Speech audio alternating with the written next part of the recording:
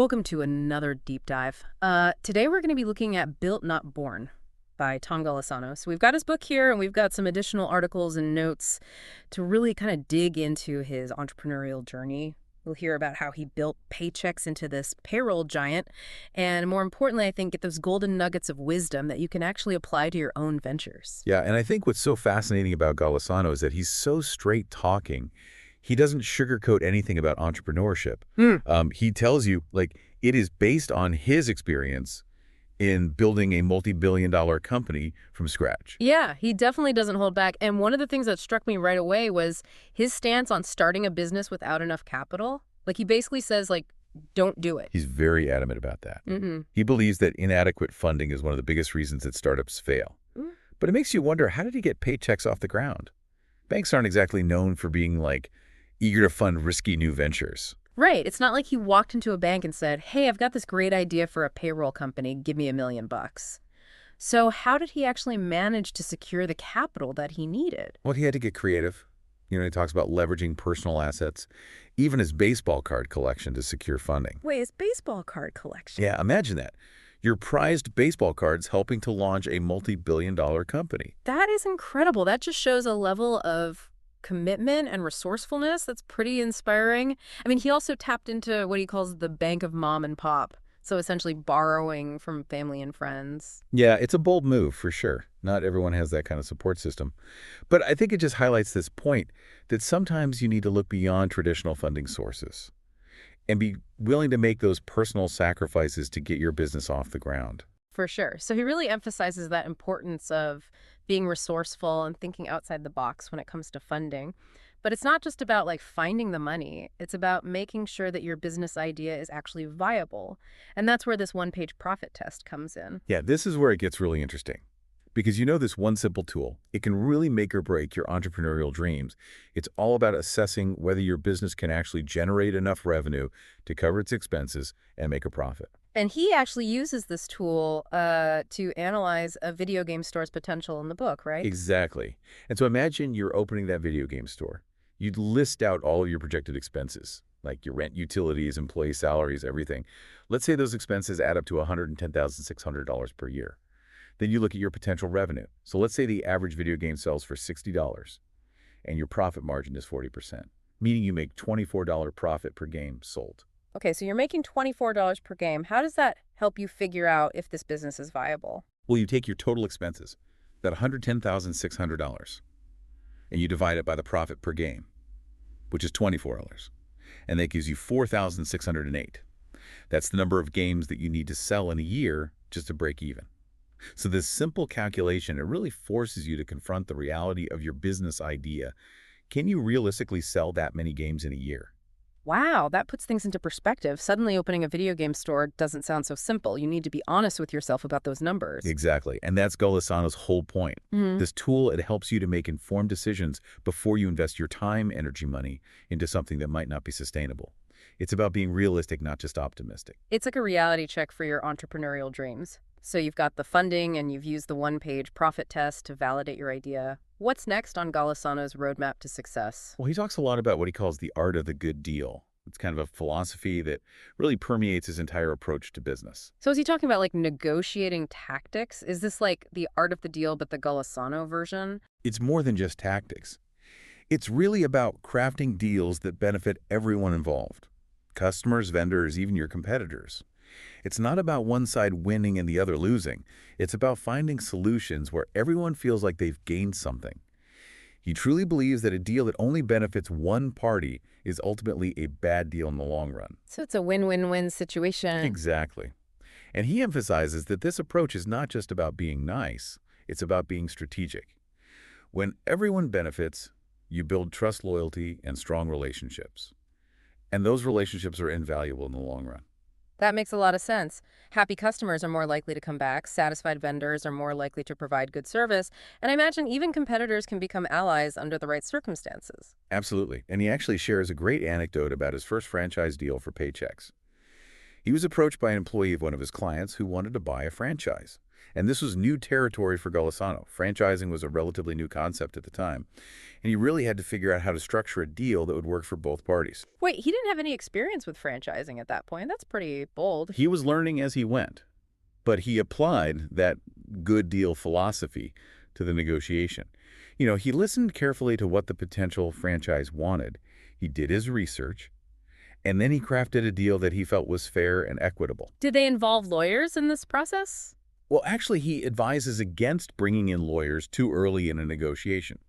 He believes that lawyers can sometimes create an adversarial dynamic that makes it harder to reach a mutually agreeable solution. So that's interesting. He prefers a more direct and personal approach, building trust and understanding before involving legal teams. So he managed to hammer out this franchise deal without lawyers. What were the terms? He doesn't go into the specifics, but he emphasizes that the deal was structured to give the franchise the opportunity to build a successful business, while also protecting Paychex's brand and interests. So it sounds like he found that sweet spot where both sides felt good about the agreement. Exactly. And that deal became a model for future franchise agreements as Paychex continued to grow. So he applied this good deal philosophy to everything, from securing funding, negotiating with franchisees, building relationships with customers, even competitors. But he also talks a lot about leadership, right?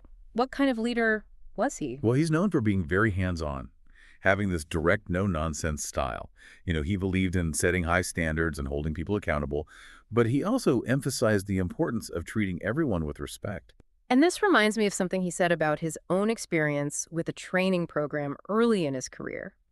He had a really negative experience where he felt like he was being treated poorly and talked down to. Yeah, he was sent to this remote location with limited freedom, basically treated like a burden rather than an investment. He actually had to sneak back home one weekend because he felt so trapped. Wow, that sounds awful. It's amazing that he turned that negative experience into a positive leadership lesson. It had a profound impact on him. He vowed that if he was ever in a leadership position, he would do things differently. And when he started Paychex, he made sure that his sales team was well taken care of during training. So what did he do differently? He prioritized providing good accommodations, decent meals, proper transportation for his trainees. He wanted to create an environment where people felt valued and respected, not like they were being punished for wanting to learn. That's a stark contrast to his own experience. It shows a real commitment to creating a positive and supportive work environment. But let's be honest, he's known for being a pretty serious guy. Did he ever let loose and have a little fun? Oh, he definitely had a sense of humor. There's this hilarious story in the book about a staged prank during a presentation to new sales trainees. Okay, I'm all ears. Tell me everything. So Golisano is giving this presentation, and this woman keeps appearing outside the window, trying to get his attention and distracting everyone. And he gets increasingly annoyed, even shouting at her to go away. But it turns out the whole thing was a setup by his training staff. No way! They pranked their own CEO. I can't believe they had the guts to do that. It shows that despite his serious demeanor, he had a lighter side. And he didn't mind a good laugh, even at his own expense. I bet he got them back, though, right? What kind of prankster CEO lets a prank like that go unanswered? Oh, he did. So there's another story where he's walking past the training department, and he notices this particularly bored class. And later that week, he's at a bar, and he meets one of the trainees, a manager named Chris. Okay, I can see the wheels turning in his head. What did he do? So on graduation day, Golisano's giving his usual speech. And during the Q&A, this manager, Chris, stands up and starts complaining about this software issue.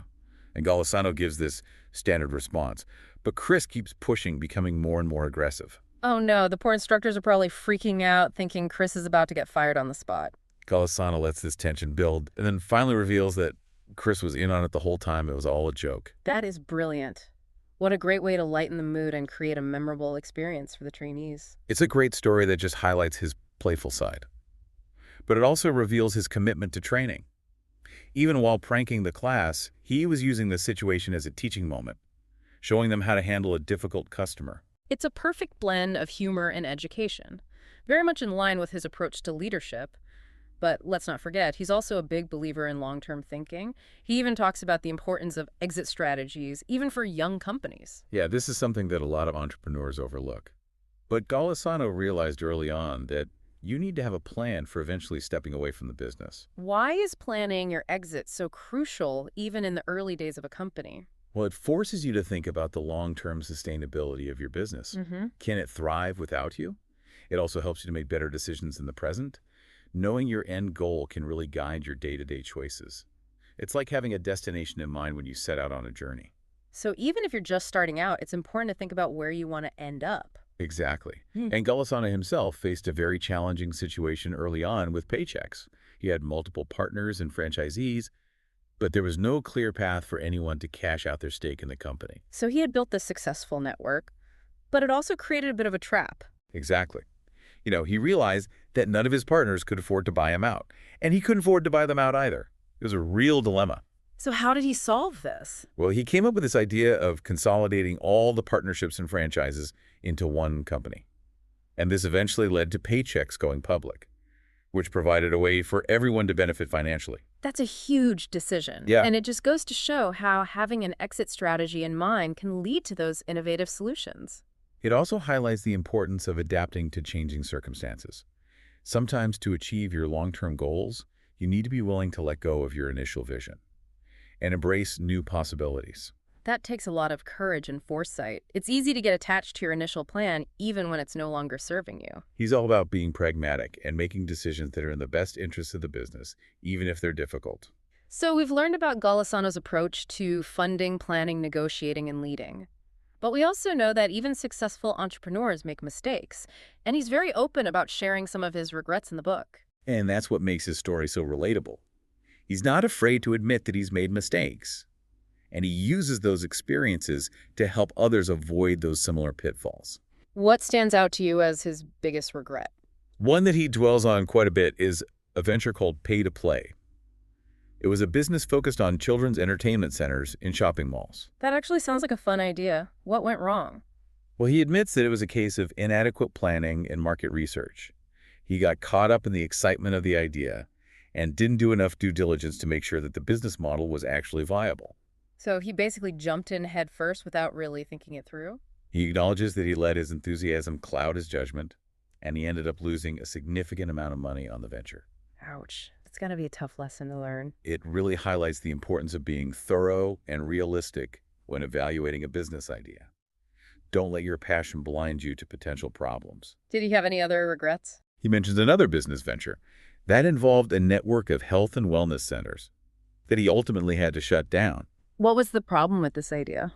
Well, he had a good partner and a concept that he believed in, but they lacked a solid business plan, and they didn't conduct enough market research to really validate the demand for their services. It seems like a recurring theme, the need for careful planning and a deep understanding of the market. He even suggests that this particular concept might have been too far ahead of its time. So even great ideas need the right timing and execution to succeed. Absolutely. And he also expresses regret over not convincing his former employer to partner with him on Paychex. He had tried to sell them on this idea of targeting small businesses with a payroll service, but they just weren't interested. So they basically missed the boat on what turned out to be a billion-dollar idea. Exactly. And it ultimately led to them becoming competitors, which he seems to view as a missed opportunity. I can see why. Imagine the powerhouse they could have been if they had joined forces from the beginning. It's a reminder that sometimes the biggest risks come from failing to seize opportunities, not just from pursuing them. Sometimes the best deals are the ones you don't make. That's a powerful insight. So even though Golisano achieved incredible success, he also experienced his fair share of setbacks. And he's not afraid to talk about his failures, which actually makes him even more relatable and his advice even more valuable. Absolutely. His story is a testament to the fact that entrepreneurship is a journey filled with ups and downs. It's not always a straight path to success. What's inspiring is that he learned from both his successes and his failures. And he uses those experiences to champion small businesses and advocate for greater support for entrepreneurs. That's a key theme that runs throughout the book. He believes that small businesses are the backbone of the economy, and he's very passionate about creating a more supportive environment for them to thrive. And he even goes so far as to suggest that entrepreneurship should be taught in schools, right? Yeah, he's a strong advocate for incorporating it into secondary school curriculum. He believes that it's essential for preparing young people for the future, regardless of whether they end up starting their own businesses or working for someone else. I'm curious to hear more about his views on education and what he thinks needs to change. Well, he's very critical of the current education system for not adequately equipping students with the skills they need to succeed in the real world. So he's saying that traditional education is falling short when it comes to preparing students for the realities of the business world. Exactly. He believes that schools need to do more to foster entrepreneurial thinking, problem-solving skills, and a practical understanding of how businesses actually work. It makes sense. In today's rapidly changing job market, those skills are more valuable than ever. He's essentially arguing that we need to move beyond the traditional model of education and embrace a more practical, hands-on approach that equips students with the tools they need to thrive in a world increasingly driven by entrepreneurship. It's a compelling argument, and it aligns with his overall message of empowerment and taking ownership of your future. He's not just talking about starting businesses. He's talking about equipping people with the mindset and skills they need to navigate a world where traditional career paths are becoming less and less common. It's a powerful message that resonates far beyond the realm of entrepreneurship. He's essentially calling for a shift in our thinking about education, urging us to embrace a more dynamic and adaptable approach that prepares students for the challenges and opportunities of the 21st century. And he believes that investing in education that supports small business creation is really an investment in the future of our country. But he doesn't just point fingers at the education system. He also has some strong opinions about the roles of government and the media in supporting small businesses. Yeah, he's particularly critical of government overregulation and the burden that it places on small business owners. He sees bureaucracy as this silent partner that's constantly interfering with the running of a business. He highlights the costs associated with complying with various regulations, from payroll taxes to safety standards, and how those costs can be particularly burdensome for small businesses that are just starting out. He paints a picture of a system that's often more focused on control than on actually supporting entrepreneurs. He even mentions this frustrating experience he had in Florida, where it took months just to get the necessary permits to open a small business location. That kind of red tape can be a real killer for a startup. Time is money, especially in the early stages of a business. And he contrasts this with New York State, where he says the process is much faster and more streamlined. So he's not anti-government. He's simply advocating for a more supportive and efficient system that fosters entrepreneurship. Exactly. He sees government as a potential partner, not an adversary in promoting small business growth. He wants to see policies that reduce the regulatory burden, provide access to capital, and create a more level playing field for small businesses to compete. He believes that government can play a crucial role in fostering an environment where entrepreneurs can thrive. Okay, so what about his criticisms of the media? What does he take issue with? Well, he believes that the media often focuses on negative stories about businesses, even when those businesses are successful. It's like they're always looking for the scandal or the controversy, even when there isn't one. Exactly. And he sees this as detrimental to the overall business climate, arguing that we need to celebrate success, not tear it down. It's an interesting perspective. He's essentially saying that the media should be more supportive of businesses, especially those creating jobs and contributing to the economy. And he also critiques the media for focusing on sensationalized stories, rather than on providing practical information that could help small businesses thrive. He's calling for a more balanced and constructive approach to reporting on the business world. He even suggests that the media's tendency to focus on negativity can actually create a climate of fear and distrust that discourages people from pursuing entrepreneurial endeavors. That's a valid point. When you're constantly bombarded with stories about businesses failing or doing something wrong, it can make you hesitant to take the risk of starting your own venture. Exactly. He's essentially saying that the media has a responsibility to portray entrepreneurship in a more positive light and to provide information that empowers rather than discourages. So he's challenging the media to be a force for good in the business world. Exactly. He wants to see stories that highlight the challenges and rewards of entrepreneurship, showcase successful businesses, and provide practical advice that can help aspiring entrepreneurs succeed.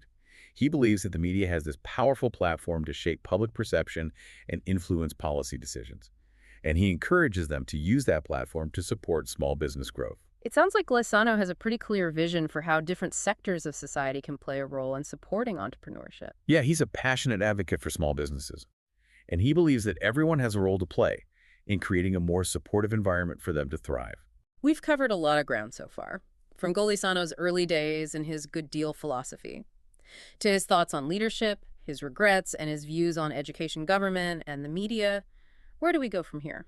Well, in the next part of our deep dive, we'll delve deeper into Golisano's philosophy and explore some of the key takeaways from his book, Built, Not Born, We'll look at his specific advice for building strong customer relationships, creating a positive public image, and navigating the ups and downs of the entrepreneurial journey. This has been a fascinating look into the mind of a self-made billionaire.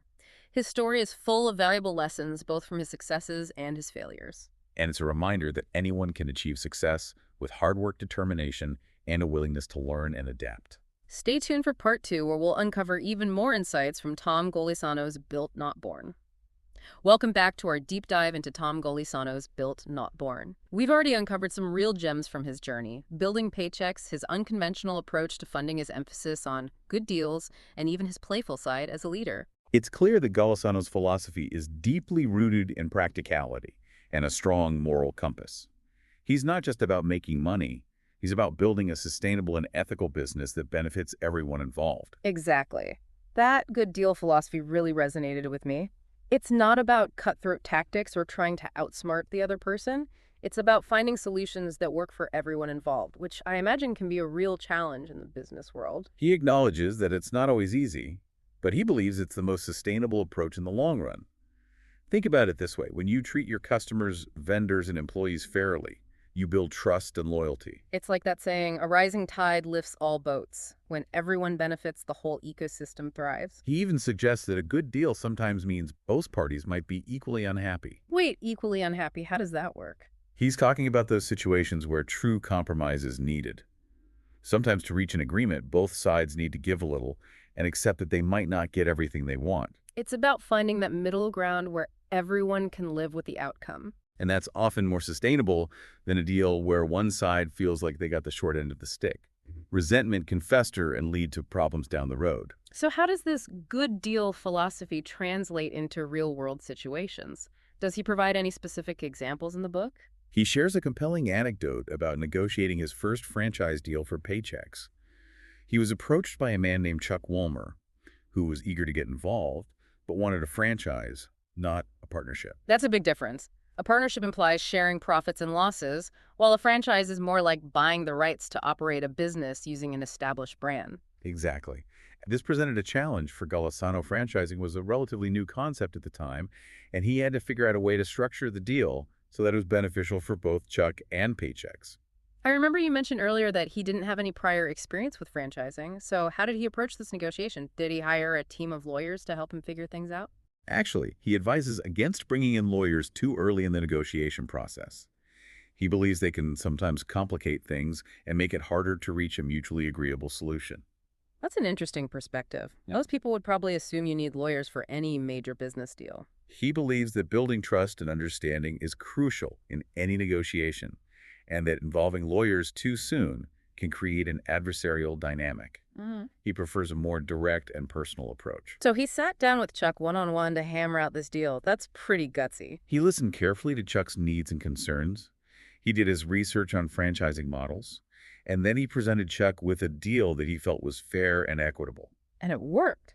He doesn't go into the specific terms of the deal, but he emphasizes that it was structured in a way that gave Chuck the opportunity to build a successful business while also protecting Paychex's brand and interests.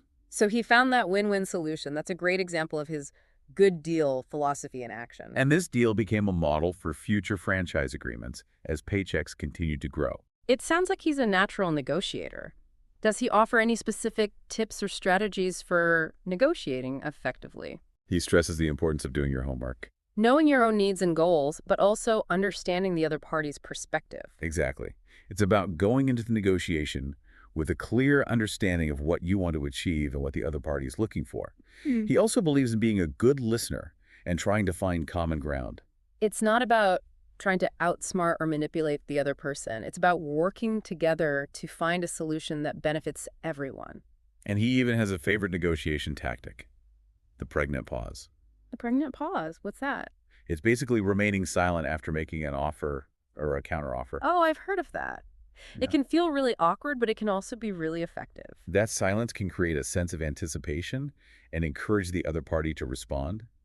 It can also give you time to think and observe their reaction. It's like a psychological game of chicken. Who's going to break the silence first? He's a master of reading people and using nonverbal cues to his advantage. So he combines preparation, empathy, a willingness to find common ground, and a bit of strategic silence to craft those good deals. It's a pretty powerful combination. And it's an approach that can be applied to any negotiation, whether you're an entrepreneur closing a major deal or simply trying to reach an agreement in your personal life. Speaking of personal life, he doesn't talk much about that in the book, does he? He keeps the focus primarily on his business journey, but you do get glimpses into his personal life through his anecdotes and his reflections on his values. He talks about the importance of family hard work and giving back to the community. Okay, so let's move on to customer relationships. What does Golisano have to say about building and maintaining strong customer relationships? He places a huge emphasis on this. He believes it's the foundation of any successful business. It's not just about making a sale, it's about creating a connection and providing value that goes beyond the transaction itself. He's a firm believer in the adage, the customer is always right. Which I have to admit can be a tough pill to swallow sometimes, especially when you're dealing with a difficult customer. He acknowledges this, but he argues that it's important to always put yourself in the customer's shoes and try to see things from their perspective. It's about empathy and understanding, even when it's challenging. He also stresses the importance of going above and beyond to meet customer needs. It's not just about delivering what's expected, it's about exceeding expectations and creating a wow factor that makes customers want to come back for more. He believes that this is what sets a business apart from the competition and creates those loyal customers who will stick with you for the long haul. He also talks about the importance of acting professionally in all your interactions with customers. He's very specific about this. He emphasizes the need for clean, orderly premises, well-presented employees, and prompt, courteous service. It's about creating a positive impression at every touch point. Customers should feel valued and respected from the moment they walk in the door or visit your website to the moment they receive their product or service. And it's not just about appearances. It's about delivering on your promises and consistently exceeding expectations. He even mentions the importance of having a user-friendly phone system and avoiding lengthy hold times. He understands that these seemingly small details can make a big difference in how customers perceive your business. It's about respecting their time and making it easy for them to do business with you. It's also about anticipating their needs and making the experience as seamless and enjoyable as possible. And he closes his chapter on customer relationships with a powerful piece of advice. Always underpromise and overdeliver. No, that's a strategy I can get behind. It sets realistic expectations, and then you have the opportunity to impress customers by exceeding those expectations. It's about creating a sense of delight and surprise, which is far more powerful than simply meeting the bare minimum. So Golisano's approach to customer relationships is all about building trust, providing exceptional service, and consistently exceeding expectations. It's a philosophy that's at the heart of his success and a valuable lesson for any business, regardless of its size or industry. Building strong customer relationships is essential for long-term growth and sustainability. It sounds like he's really passionate about this. It's not just a business strategy for him, it's a core value that drives everything he does. You can sense that throughout the book. He genuinely cares about his customers and wants to create a positive experience for them. Okay, so we've covered good deals, negotiating, and customer relationships. What else does Golisano emphasize when it comes to building a successful business? He dedicates an entire chapter to the importance of building a positive public image. Welcome back to our deep dive into Tom Golisano's Built Not Born. We spent the last two parts unpacking his journey, his philosophy, his triumphs, and even his missteps. We've really gotten a sense of his practical, no-nonsense approach to building a business. He's not afraid to tell it like it is, and he backs up his advice with real-world experience. Exactly. He's not just some armchair theorist. He's built a multi-billion-dollar company from scratch. So as we wrap up this deep dive, I'm wondering, what are the key takeaways we can apply to our own ventures? Whether we're just starting out or we've been in the game for a while, there's always something to learn from someone like Golisano. Absolutely. One of the things that really struck me was the power of simplicity, particularly when it comes to financial planning. Yeah. Remember that one-page profit test we discussed earlier? Oh, yeah, the one where you basically do a back-of-the-napkin calculation to see if your business can actually make money. It seemed almost too simple to be effective. But that's the beauty of it. It cuts through all the complexity and forces you confront the financial realities of your business idea. It's about asking yourself the tough questions early on. Can I realistically sell enough products or services to cover my expenses and make a profit? It's like a reality check before you invest your time, energy, and hard-earned money into something that might not be sustainable. Exactly. And it's something you can apply at any stage of your business, whether you're just starting out or you're thinking about launching a new product or service. Another thing that really resonated with me was his emphasis on deep knowledge. He's not just talking about having a great idea, he's talking about really understanding your industry inside and out. He uses this great analogy in the book.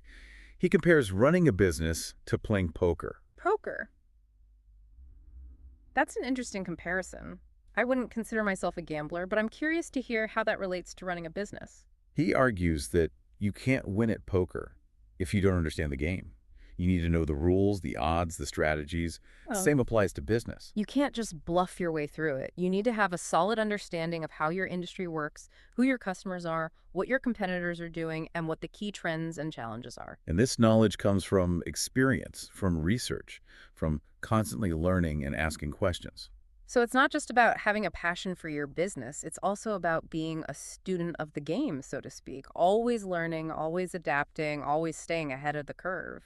And it's about surrounding yourself with people who have expertise in areas where you might be lacking. He talks about the importance of building a strong team, people you can trust and rely on. And that brings us back to his art of the good deal philosophy. It's not just about negotiating contracts, it's about building relationships based on trust and mutual benefit. It's about creating win-win-win situations where everyone involved feels like they've gained something. He really believes that this approach is not only ethically sound, but it's also good for business in the long run. It's about fostering those long-term relationships that benefit everyone. Think about it. If you're dealing with a supplier who feels valued and respected, they're more likely to go the extra mile for you. And the same goes for employees. When people feel like they're part of something bigger than themselves, when they feel appreciated and respected, they're more likely to be engaged and productive. He also talks about the importance of finding and nurturing great salespeople. He sees them as the lifeblood of any business. He's got a point there. No matter how great your product or service is, if you don't have a strong sales team who can effectively communicate its value to potential customers, you're not going to get very far. And he's very specific about the qualities he looks for in a salesperson. So what makes a great salesperson in Golisano's eyes? He emphasizes a positive attitude, a strong work ethic, and most importantly, a genuine passion for the product or service they're selling. It's that passion that's contagious. When someone genuinely believes in what they're selling, it shows. And customers can sense that authenticity. He also talks about the importance of providing salespeople with the right tools and training to succeed. It's about setting them up for success, giving them the resources and support they need to thrive. He believes in investing in his sales force, knowing that a strong sales team is essential for driving revenue and growth. We've also seen how much emphasis he puts on building a positive public image for his company. He understands that reputation is everything in business and that trust is earned, not given. He's all about walking the walk, not just talking the talk. He believes in acting professionally, delivering on promises, and being transparent, especially when things go wrong. He acknowledges that mistakes happen, but it's how you handle those mistakes that really matters. He's a big believer in taking responsibility, being upfront with customers, and outlining a clear plan to address the issue. It's about showing that you're committed to doing the right thing, even when it's difficult. He also encourages entrepreneurs to be active in their communities, to support causes they believe in, and to use their platform to make a positive impact. It's about being a good neighbor, not just a successful business owner. He sees entrepreneurship as a force for good, and he challenges us to think about how we can use our businesses to make a difference in the world. So if we were to distill all of Golisano's wisdom into a few key takeaways, what would they be? I think it would be this. Be prepared to do the work. Don't expect overnight success. Be willing to learn and adapt. Surround yourself with great people. Treat everyone fairly and ethically. And never stop believing in yourself and your vision. Those are some powerful words to live by, not just for entrepreneurs, but for anyone who wants to make a positive impact in the world. His story is a reminder that success is not just about luck or talent. It's about hard work, determination, and a willingness to embrace the ups and downs of the journey. It's been a fascinating deep dive into the mind of Tom Golisano. His insights are valuable, relatable, and inspiring. If you're looking for a blueprint for building a successful and ethical business, his book, Built Not Born, is definitely worth a read. And if you're ever feeling discouraged or doubtful about your own entrepreneurial journey, remember Golisano's story. He started with very little and built an empire through sheer determination, hard work, and a commitment to doing the right thing. He's a true testament to the power of the entrepreneurial spirit. Thanks for joining us on this deep dive. We'll be back soon with another exploration of a topic that matters.